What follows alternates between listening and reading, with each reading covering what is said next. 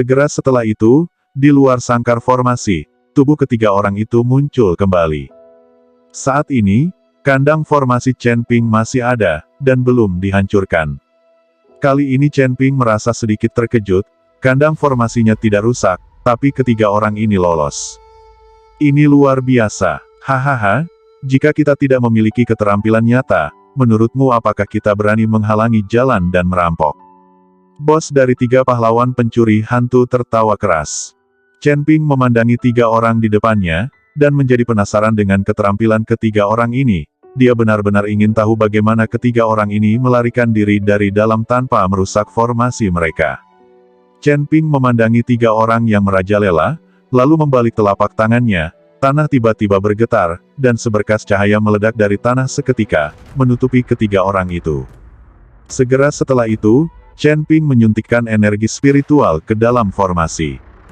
Apakah kamu masih melakukan ini? Bos dari tiga tuan pencuri hantu tertawa terbahak-bahak ketika dia melihat Chen Ping masih membuat formasi kurungan untuk menjebak mereka. Tapi Chen Ping mengabaikannya, api di ujung jarinya mulai menari perlahan satu. Chen Ping melemparkan api di ujung jarinya ke arah formasi. Ledakan, formasi itu bergetar seketika, dan kemudian api membakar formasi itu, dan ketiga pahlawan pencuri aneh itu semuanya dikelilingi oleh api panas. Kamu ingin membakar kami sampai mati. Kamu berpikir terlalu sederhana. Anak kedua dari tiga pahlawan pencuri hantu tersenyum dengan jijik, dan kemudian angin puyuh energi spiritual berayun keluar dari telapak tangannya, dan dia berencana untuk menggunakan angin puyuh untuk memadamkan api. Tetapi ketika angin puyuh bertiup, nyala api tidak hanya padam, tetapi menjadi lebih kuat. Kali ini, ketiga pahlawan Phantom Thief panik, masing-masing berteriak. Dan mereka bertiga buru-buru merapalkan mantra mereka, tapi mereka tidak bisa lepas dari formasi. Api macam apa ini? Mengapa begitu ganas? Petik 2. Bos dari tiga pahlawan pencuri hantu berkata dengan kaget. Sepertinya kamu tidak istimewa. Kamu bahkan tidak mengenal si Huo dari ras iblis. Chen Ping memandang ketiga orang yang berteriak itu dan berkata dengan senyum menghina. Api iblis. Mereka bertiga terkejut pada saat yang sama. Apakah kamu seorang pembudidaya iblis? Petik 2.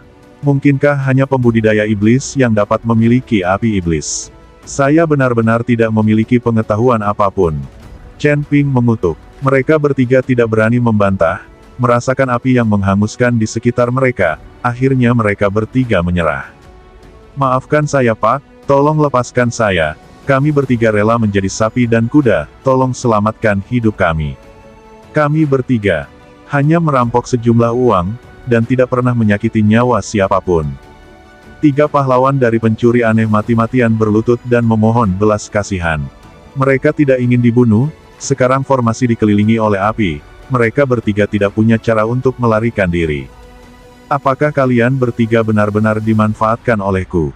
Chen Ping bertanya. Hormat kami semua dengan tulus. Kata tiga pahlawan pencuri hantu dengan tergesa-gesa. Oke, saya akan mempercayai Anda untuk saat ini. Jika Anda memberitahu saya bahwa Anda berbohong kepada saya akan membuat hidup Anda lebih buruk daripada kematian. Setelah Chen Ping selesai berbicara, dia melambaikan telapak tangannya dengan ringan, dan nyala api itu padam, langsung padam.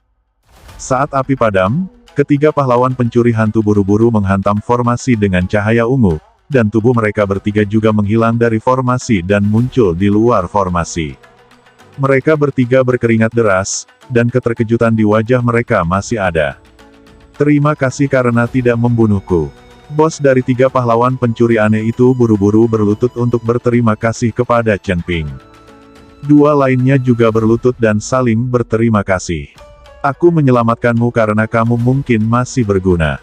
Jika kamu tidak berguna saat aku membutuhkanmu, maka kamu harus tahu apa yang akan terjadi pada orang yang tidak berguna. Chen Ping berkata dengan dingin berkata, mengerti, kami mengerti, selama kami digunakan, ketiga saudara kami tidak akan pernah kembali. Ketiga pahlawan pencuri aneh itu berkata dengan tergesa-gesa.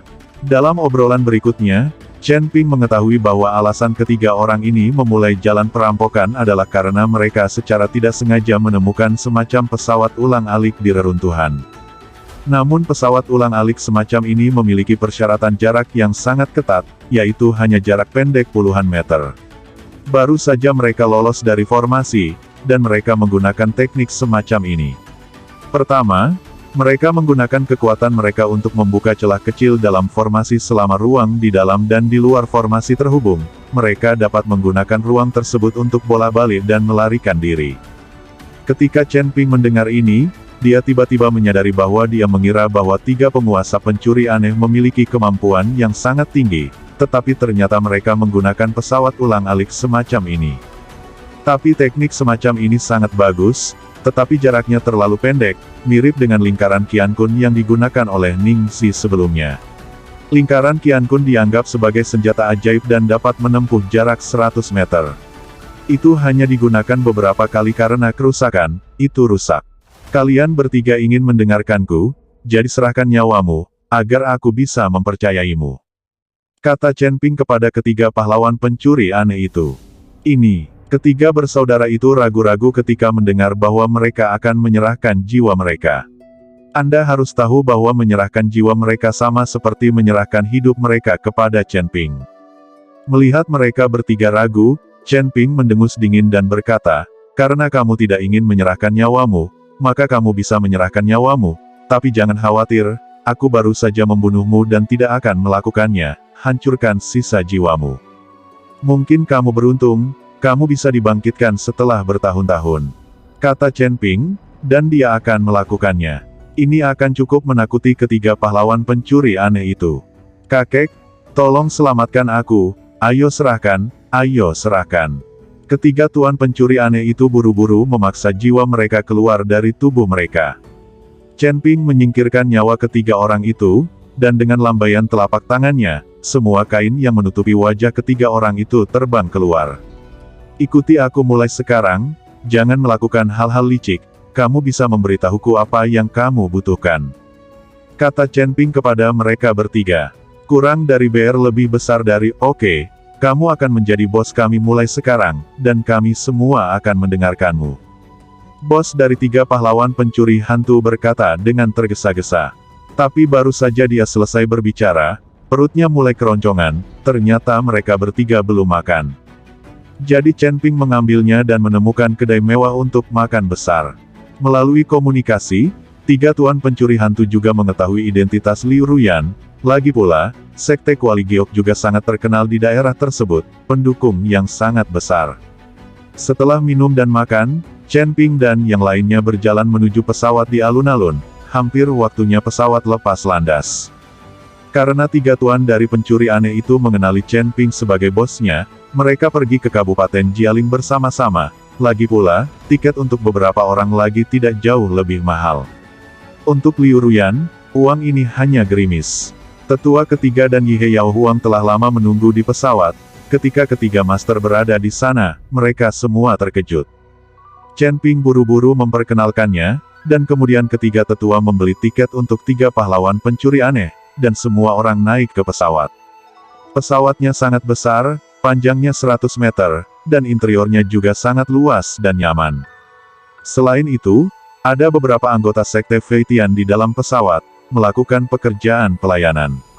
Lagi pula, Sekte Feitian mengandalkan pesawat untuk mendapatkan uang dan menukar sumber daya. Tentu saja, itu harus sempurna.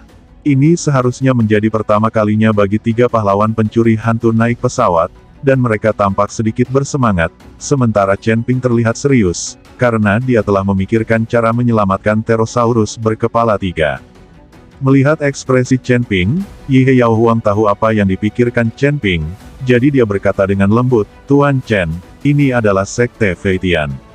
Jika Anda ingin menyelamatkan Pterosaurus berkepala 3 di sini, akan sangat sulit. Anda bisa pilih untuk menyelamatkan Pterosaurus di jalan. Hanya saja penumpang di pesawat mungkin memiliki banyak pendapat, dan mungkin seseorang akan menyerangmu." Yi Yao Huang menganalisisnya untuk Chen Ping. Lagi pula, orang yang bisa naik pesawat dan pergi ke Kabupaten Jialing bukanlah orang biasa. "Chen Ping, apakah kamu ingin menyelamatkan Pterosaurus yang menarik pesawat itu?" Meskipun Yi Yao Huang berkata dengan suara rendah, Liu Ruyan masih mendengarnya. Chen Ping mengangguk, Chen Ping tidak perlu menyembunyikan apapun dari Ruyan Liu. Jangan main-main, Pterosaurus ini sangat penting bagi Sekte Feitian. Jika Anda ingin menyelamatkan Pterosaurus di sini, itu tidak mungkin. Kita bahkan mungkin tidak bisa keluar dari Sekte Feitian. Meskipun Fei Tianzong, terutama terlibat dalam bisnis, tetapi Fei Tianzong memiliki banyak tuan, jika tidak, kekayaan Fei Tianzong akan menjadi sasaran orang lain. Liu Ruyan memperingatkan Chen Ping. Jika Anda tidak dapat melakukan apapun di sini, maka lakukan setengah jalan. Saya harus menyelamatkan ketiga Pterosaurus, kata Chen Ping dengan tegas. Liu Ruyan menatap mata penuh tekad Chen Ping, meskipun dia tidak tahu mengapa Chen Ping menyelamatkan Pterosaurus. Tetapi karena Chen Ping sangat bertekad, dia tidak punya pilihan selain mendukung Chen Ping.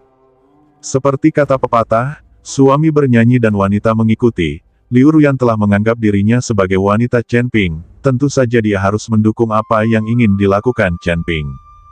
Kalau begitu cari cara untuk melakukannya di tengah jalan, tetapi jangan biarkan penumpang ini tahu bahwa kita melepaskan Pterosaurus, atau kita akan menjadi sasaran. Kata Liu Ruyan, apakah orang-orang ini pergi ke Kabupaten Jialing untuk menghadiri pertemuan apoteker? Apakah mereka semua apoteker?